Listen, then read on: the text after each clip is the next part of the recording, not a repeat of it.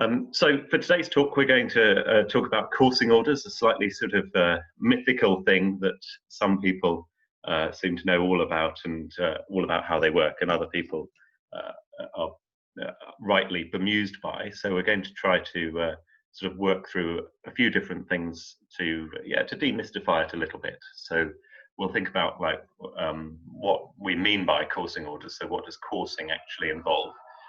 Then we'll try and look at how you can use that to help with method ringing. So we'll talk a bit about course and after bells. I'll explain what they are in a moment.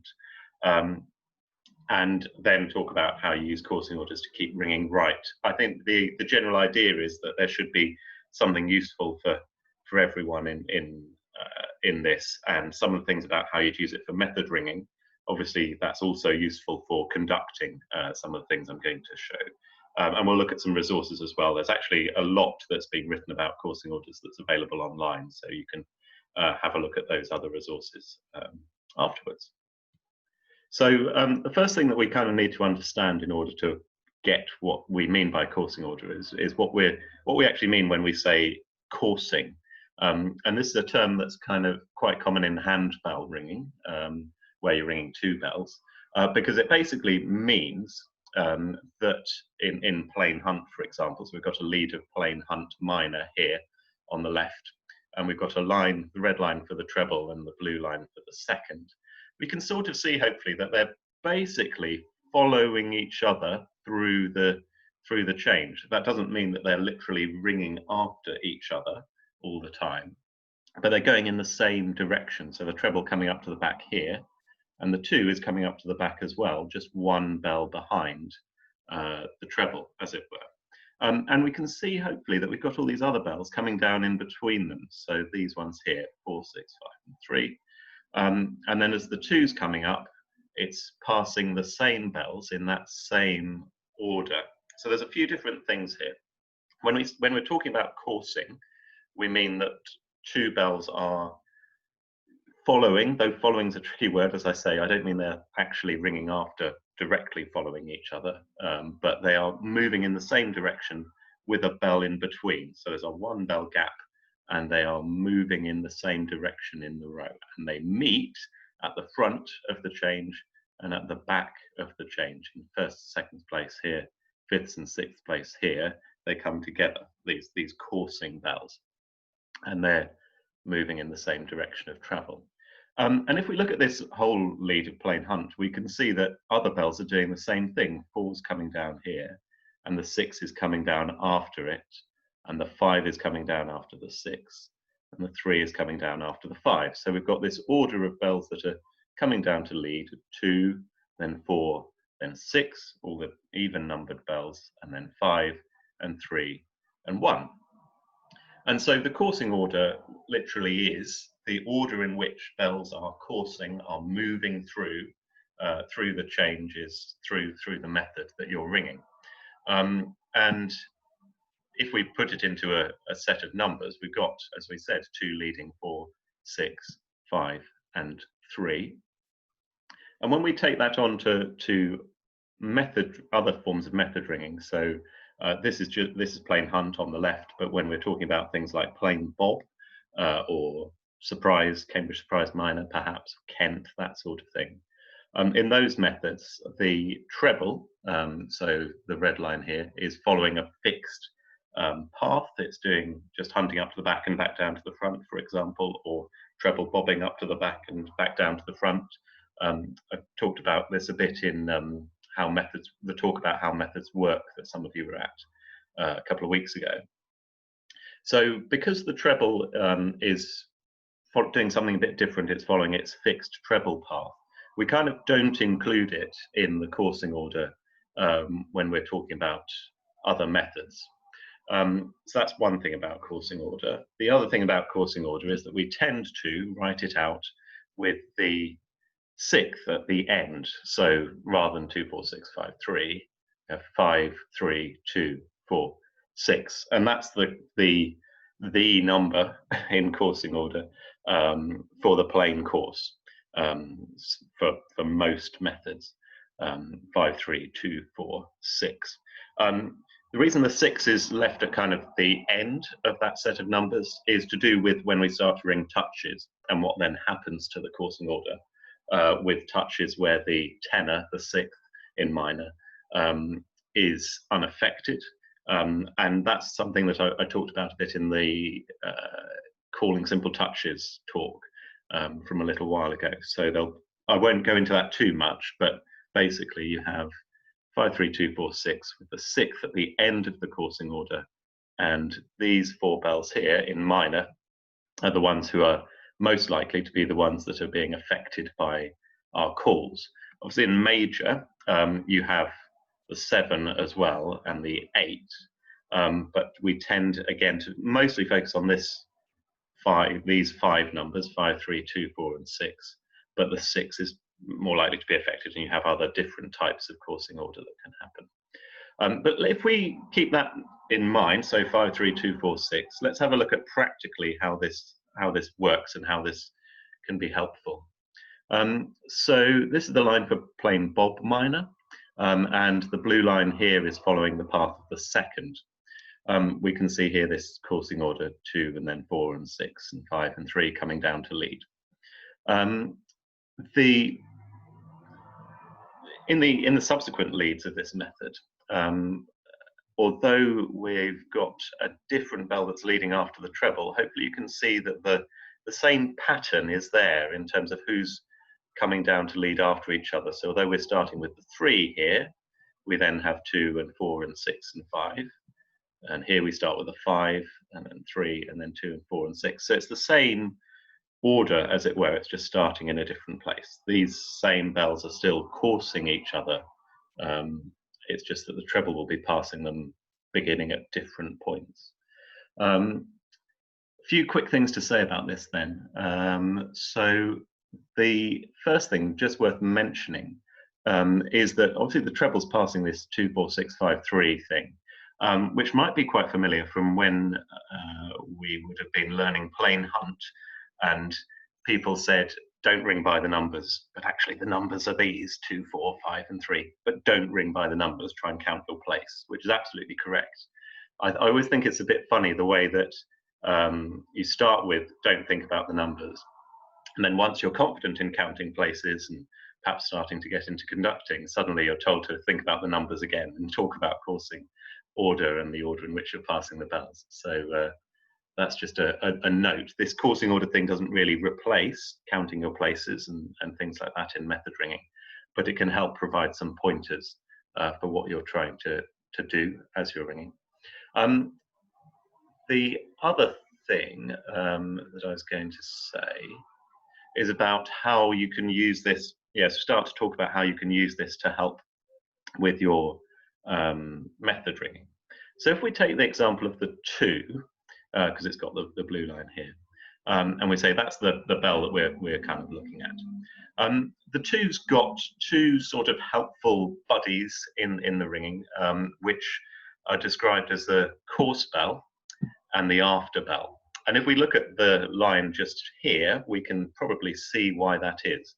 The 3, so the bell to the left of any given bell in the coursing order as we look at it, is the course bell of that bell, of the 2 in this case. And that's because it's coursing down in front of the 2. So here's the 3 coming down here and leading here, and the 2 then leads after the 3. The 4 in this case, in this coursing order, is known as the after bell and is coming down from the back after the 2 with 1 bell in between all the way down until the 4 takes the 2 off the lead. Sometimes quite a common conducting instruction that you might have heard in towers is either 2 blows to lead, or I take you off lead, or the 4 takes you off, or something like that. And that's based on this idea of course bell and after bell. So if, for example, the 3 is leading here at hand stroke, and whoever's ringing the 2 is perhaps a little bit lost, and the 3 knows that the 2 is coming down after them, the 2 is the 3's after bell and they're the 2's course bell, then when the 3 is leading at hand stroke, they can say to the 2, you've got 2 blows to lead, because they know that in this coursing order, the next bell to lead after them is the 2. Similarly, the 2 could do that same thing for the 4 if the 4 was looking a bit lost and say 2 blows to lead. Or again, if the 2 was a bit unsure what they were doing when they were leading, the 4 could be, as the after bell coming down after the 2, could say, I take you off lead. So when you hear people in the tower saying that sort of thing, 2 blows to lead, or lead next time, or I take you off, it's generally based on coursing order and knowing the order in which the bells are coursing through the method, following each other through the method. And similarly, because they're all in this particular method, in plain bob, the coursing order is very strongly apparent in this method. And bells are always together with their course and after bell at the front and at the back, except when they meet the treble. This, for example, exception here. So if we just sort of circled all of the places where we can see in green the after bell and in blue the course bell, we can hopefully see how it's really rather helpful to know that you're always going to be meeting your course and after bell at the front and at the back, that the course bell is the bell that is leading just before you, and the after bell is the one that takes you off, and that when you come up to the back, you'll pass the 3 on your first blow on the back at hand stroke, and then the 4 will come up at backstroke. It's also helpful to know that the dodges at the back in 5/6 are always done with your course and after bell. And so hopefully we can see how this is useful for method ringing, and also really helpful for conducting, because then conductors who are getting to grips with this coursing order thing can start to say, okay, so I know that this is the coursing order, whatever it might be, and we'll look at that in a moment. Therefore, as I'm hunting up, I should pass the bells in this order. So, you know, the 2 here is passing 4, 6, 5, and 3. So the conductor, if they were on the 2, would know that the ringing was right. It was in the correct coursing order as they passed these bells, and that's really helpful. But they can also see, okay, so course bells, after bells are together on the back, that they're dodging together, that sort of thing. And so kind of through studying the method and studying how the bells work together in the method,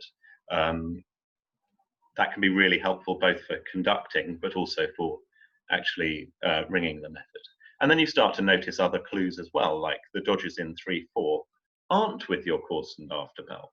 They're with a different bell. But because we've only got 5 working inside bells in plain bob minor, 2, 3, 4, 5, and 6, you can hopefully see quite quickly that you've got your course bell and your after bell, and then there are only 2 other bells to kind of worry about. And so these dodges in 3/4, you can be thinking, okay, so I know that's if I'm on the 2, that I'm not going to be dodging with 3 or 4 in these dodges. I've got to be looking for the 5 and the 6. So there's lots of things to sort of take from this. Something else just quickly about course bells and after bells. When we're in the tower, think about how this looks visually. Particularly on higher numbers, this is more apparent, but in general, it's sort of not the bell next to you on your left and your right, but the next one round. So for the 4, for example, if we imagine the 4, the course and after bells for the 4 are not the 3 and the 5, it's the 2 and the 6, so sort of one rope round and another rope round again. That doesn't quite work for bells at the front and at the back. So for example, the 2, as we've seen, it's the 2 bells to the left, the 3 and the 4. But on higher numbers, it's really apparent. So most of the bells, most of these middle bells, it's kind of the next 2 bells round visually in terms of who's your course and after bell. But you can also work it out by looking at the coursing order and say, okay, so for the 5, it's the 3 and the 6, for example. So that's how we can start to use this to look at where we're meeting particular bells at the front and at the back, and using it to help keep the ringing right, things like 2 blows to lead, lead next time, that sort of instruction, and to check that the ringing is right by checking that as we're ringing, we're passing the bells in that coursing order. So, and we'll talk a bit more about that in a moment. Okay, I thought it would be helpful to have a look at a few more examples of this, and this kind of, I guess, analysis of methods, to look at where you're meeting course and after bells, because I think this is something that's really useful for people looking to conduct things, actually spending quite a bit of time looking in really close detail at a method, at where bells are working together, where we've got course bells and after bells together, where it's different bells that are working together. But it's also really helpful for our ringing. So you may or may not be ringing Norwich Surprise Minor or learning Norwich, and it doesn't really matter whether you are or not, because this is just sort of an illustration. But spending some time looking really closely at, well, who am I dodging with when I'm on the back? Who am I dodging with and meeting when I'm on the front? Who am I with when I'm doing places? Is really helpful, because then when you get into the tower, you've got that extra level of preparation and kind of understanding of how the method works. So we're going to sort of follow the sixth in this method, because that's the one we've got the blue line for. So the sixth of the bell we're looking at, and so the course bell of the sixth is the 4, and the after bell is the 5. Let's just have a quick look at how it starts. It starts with 3 dodges here, these kind of zigzag step back things, with the 5, with its after bell. It comes down to make thirds. Who's it with when it's doing that?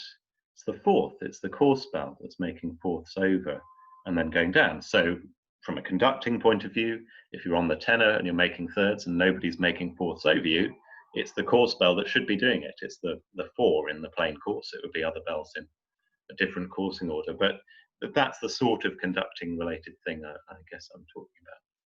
Comes up to dodge with the treble. Looking at where you pass the treble is another really useful thing for method ringing. And then lies behind and does another set of 3 dodges, again with the 5, with the after bell. We've got a bit of work with the 2 and then with the treble. And then here, where we've got 4ths, that's this bit of work here that the 4 was doing in the previous lead, it's over the 5th. So 5th has come down again.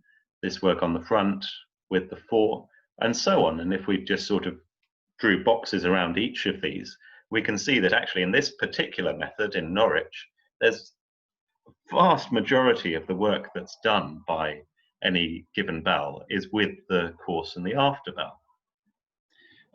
And so by sort of studying that and looking at it in detail, we can see how the method's fitting together, get a bit more of a sense of the kind of construction of the method, pick up helpful tips for how to keep it right. If you're doing this front work, for example, and you were with your course bell here, but then nobody comes down to the front, it's got to be your after bell, the 5 in this case. We can see here 2 and 4 and 2 and 3 together as well. Yeah, it applies to all of the bells. We can see how it fits together from a conducting point of view, who you're doing your work with when you're ringing, so from a ringing point of view. And just a really helpful thing to do. It's also quite useful if you're interested in looking at anything to do with composition and composing touches, quarter peals or peals in methods. Looking at the construction of the method and where bells are working together is really helpful for deciding what sorts of things you're going to do with the composition to make it as musical and interesting to ring as possible. So that's with this particular method. If we look at another one, just briefly, and look at Cambridge, we can see that in this method, the bells aren't working with their course and after bells quite so much. So in general, in most commonly rung methods, you'd find yourself at the back with your course and after bell, except when you're with the treble. There are some exceptions to this. So London Minor, that doesn't happen. Superlative, Surprise Major, it doesn't happen. But in general, you tend to find your course and after bells on the back, and you can use that as a sort of anchoring point. After this long section where you're not working with a course and after bell, getting back to one at the back is perhaps quite a nice thing. But we can see some useful tips here as well, hunting through these places, for example, and we've got the course bell here, this half lead dodge with a course bell. Again, some hunting through these places with a course bell. So there are some useful things, and actually knowing that the whole front work you're not with your course or after bell is quite helpful as well. If you were on the 6th and you were working on the front and 4 or 5 try to come down and do a dodge with you, you can say, no, don't do that, go away, go and ring somewhere else, because you shouldn't be on the front with me, because I know that in this front work, I'm not working with my course or after bells, for example. I mean, yeah, that might not be the most helpful thing to say to somebody, but it would probably do. Go away, don't be too low, go higher up. So yeah, so I guess the thing from that is about looking in detail at how the method fits together to help you ring the method and to help with conducting the method. And I hope you can see how, with this plain course coursing order of 53246, we can start to study how bells are working together and how the method fits together for ringing and for conducting. But of course, it gets a bit more complicated, doesn't it? Because we probably realize that if you have a call, so a bob or a single, which happens at the lead end when the treble is leading and takes effect usually at backstroke when the treble leads. If we have a call, then clearly the order of those bells that we're passing those bells is likely to change. If we have a look at, a call here is known as a wrong and a call here is known as a home, and you can look at the talk about calling simple touches to find out a bit more about why that's the case. We just kind of take that as given for now, I think. So this call at wrong here affects these 3 bells. 3 would run out, 2 would run in, and the 5 would make fourths at the bob. This call at home, the 4 would run in, the 2 would run out, and the 3 would make fourths at the bob. And so a call at wrong is going to change the order of these 3 bells at the front of our coursing order, 5, 3, and 2, the first 3 bells in the coursing order. And a call at home, 2, 3, and 4, is going to change the order for these 3 bells in the sort of middle of our coursing order, 3, 2, and 4 in this case. Now, because that's going to be happening, I'm going to sort of go away from this 5, 3, 2, 4, 6 order for a moment, and I'd like us to think about it as 5 letters. This will become clear why in a moment, but let's say we've got A, B, C, D, E is the coursing order, so it doesn't matter what the numbers are, just A, B, C, D, and E. And a call at wrong affects these first 3, A, B, C, and a call at home affects these middle 3, B, C, and D, in this sort of example. Okay, so call at wrong, these 3 bells are affected, it's going to be the first 3 in the coursing order. Call at home, these 3 bells are affected, it's going to be the middle 3. There are obviously other calls, so out or fourths or single thirds or run in, which have other effects on the coursing order, but I'm just going to focus on wrong and home for today. So let's have a look at what this actually does. Firstly, a bit with these letters, and then we'll look at it really practically. So if you have whatever order it is, A, B, and C, could be 2, 3, 4, could be 3, 5, 4, whatever. A bob changes the coursing order from A, B, C to B, C, A. The one that was at the beginning of the coursing order leaps to the end of the 3 bells in the coursing order.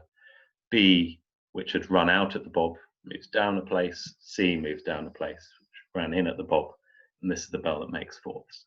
And we can see that if we just look at this bit of diagram here, we've got the 3 coming out, the 2 going in, the 5 making the bob. And if we were in the plain coursing order, 5, 3, 2, 4, 6, a bob at wrong would change that to 3, 2, 5, 4, 6. So the 5 has sort of jumped over these 2 bells in the coursing order, which stay in the same relative position, 3, 2, 3, 2, but they've moved down in the coursing order.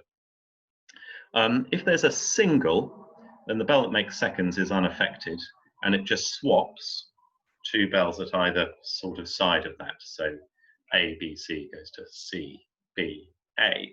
Now that probably sounds a bit technical and potentially slightly confusing. So we're going to have a look at this in at what's actually happened. So just keep in mind that a bob at wrong in plain Bob minor takes you from 5, 3, 2, 4, 6 to 3, 2, 5, 4.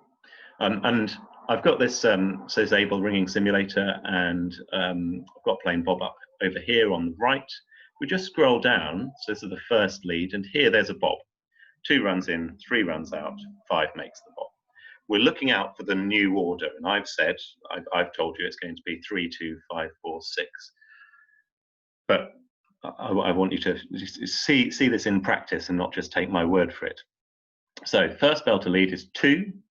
Okay, so if it's 3, 2, 5, 4, then the next bell should be the 5, and here it is coming down. Then the next bell should be the 4, and the 6, and then the 3. And in this next lead, it becomes even more apparent that we're in 3, 2, 5, 4, 6. Let's have a look. 3, 2's coming down, 2, 5's coming down, 5, 4's coming down, 4, 6. And then a Bob at home would put us, you just have to take my word for this, into 3, 5, 4, 2, 6. Let's see if that happens. And here we are. So this is a Bob at home, 4, 2, 6, 3, and 5. So 3, 5, 4, 2, 6. There'd be a Bob at wrong, would put us into 5, 4, 3, 2, 6. And if we just look here, we can see 5, 4, 3, 2, 6. So yeah, all that stuff around A, B, C, CBA, etc., does actually practically work in methods. And obviously, as we saw in the Norwich and the Cambridge examples, the way in which the coursing order becomes apparent is different in more complicated methods, but it still has the same effect. A Bob at wrong in Norwich or in Cambridge puts you from the plain coursing order 5, 3, 2, 4 into 3, 2, 5, 4, 6 with the same thing. Okay. So I thought we'd just quickly look at this in an example. This was the touch that I was showing you on Abel. So a call at wrong puts you from 5, 3, 2, 4, 6 into 3, 2, 5, 4. And then a home into 3, 5, 4, 2, as we saw. So these middle 3 bells are being affected, and then a wrong and so on. This one here is probably the easiest to just get to grips with to start with, 3 homes. So when the tenor is dodging 5, 6 down, it's back in its home position, as it were. And the 3 bells that are affected are 2, 3, and 4. The first Bob takes you from 5, 3, 2, 4, 6 into 5, 2, 4, 3, 6. 5 and 6 have been unaffected. They don't do any work at the calls. And 2, 3, and 4 are the ones that are affected. 2 and 4 are in the same sort of relative relationship to each other. So the 4 is still the 2's after bell. But the 3 has kind of moved away from being coursing with 5 and 2 and is now coursing between 4 and 6. So in terms of our method ringing, calls, bobs or singles, will change the order that we've got for the coursing order. So you'd need to be thinking about maybe looking out for your new course and after bell if there are calls. From a conducting point of view, if we were ringing the 6th, for example, the 5 would be the bell that would take the 6 off the lead, and then on the way up, it's going to pass bells in order 2, 4, and 3 in this new coursing order. So in plain Bob minor, for example. So from a conducting point of view, if they found that perhaps the 2 wasn't coming down after the 5, then the conductor can say you're going to lead after the 5th, or 2 blows to lead, or coursing down after the 5, perhaps. That sort of information. It could be, and this happens sometimes in ringing, that 2 bells might accidentally swap over. And that's something else that the coursing order is useful for, as a way of working out, okay, so I'm passing these bells and it's not in 2, 4, 3 anymore. What's happened? There's been a switch, and they can then try to deal with that, though that's quite hard to do. The next call at home, we change the order again. The 2 sort of jumps up to here. 4 and 3 stay in the same relative relationship. We get 5, 4, 4, 3, 2, 6. And the final call at home, as if by magic, we get back into 5, 3, 2, 4, 6. So these three bells are sort of rotating round in the coursing order until they get back into the plain course. This one, wrong home, because we've got sort of different types of sets of calls, wrongs and tones. We have a slightly different effect of the 5 making the bob here, and then it basically runs out twice until it comes back into coursing with the 6th. We can see it's back at the beginning of the coursing order, and then a bob at home brings us into 5, 3, 2, 4, 6. And we might see this 5, 4, 3, 2, 6 order is the same as this one here. It means that you've actually just got to call a bob at home to get back into the plain course and bring it back into rounds. And this longer section here is basically the basis of an extent of plain bob minor. You'd call a single at home at the end of that and repeat it to get 720 changes of plain bob minor. And that's the coursing orders for all of those. The things to do with this, or ways to get to grips with this, really, from a conducting point of view, to do a bit more sort of reading around coursing orders and how they work, and then to practice. So if you're learning a composition, or if you're looking at, say, calling a 720 of plain bob minor or a 120 or something like that, then sitting down with pen and paper and writing out the coursing orders as they happen. And transposing them, it's called. And that means that when it comes to ringing it in the tower, you're not sort of trying to change these round off the cuff as you're ringing, because that's actually really hard to, because you've got so many different, from a conducting point of view, so many different things going around your head. You've got ringing the method, you've got thinking a bit about striking, you've got keeping people right, you've got coursing order, you've got the composition, putting the calls in the right place. There's a lot to think about, and so reducing that by thinking in advance, sort of visualizing and preparing for it about what the coursing order is going to do is really helpful. From a method ringing point of view, the main thing I'd emphasize here is that calls will change who your course and after bell are, and so you want to look out for who you're meeting on the front and the back as a way of working out who those new course and after bells are. And then you never know, you might be able to help them out if they get stuck. So conducting preparation in advance and looking at coursing orders in advance, writing them out, preparing that way. Method ringing, thinking about how course and after bells will change, and studying the method for conducting and method ringing to look at how the method fits together, how course and after bells fit together. Coursing orders are also useful for composing. So if you want to put together compositions, they're a useful way of sort of you string together coursing orders to work out which and get between the really good courses. There's a really good talk by Mark Davis about composition that's available on YouTube, which is quite advanced, but he talks about using coursing orders for composition, and it's quite interesting if you are into that sort of thing. I'm just going to show you a few quick further resources. I'll send all these links around in an email. Let's see. Okay, so the one I really recommend is this one called Calling Touches, and there's a really good, fairly lengthy bit about how coursing orders work, and this is really helpful. The Change Ringing wiki site has a section on coursing order, which is good. This is from John Harrison's website. Little bit interesting. There's a massive table of where you would or where the coursing order is or isn't apparent, which I found slightly intimidating at first, but I think it's potentially useful. And he's got another section in the Tower Handbook about coursing order. And this is an article from the Learning Curve, which was published in the Ringing World series in the Ringing World in the early 2000s, which is quite useful as well. So I hope that's all been useful. We've got a bit of time to take questions and anything that people want to ask about, so do put those in the chat box. Yeah, thanks very much, everyone.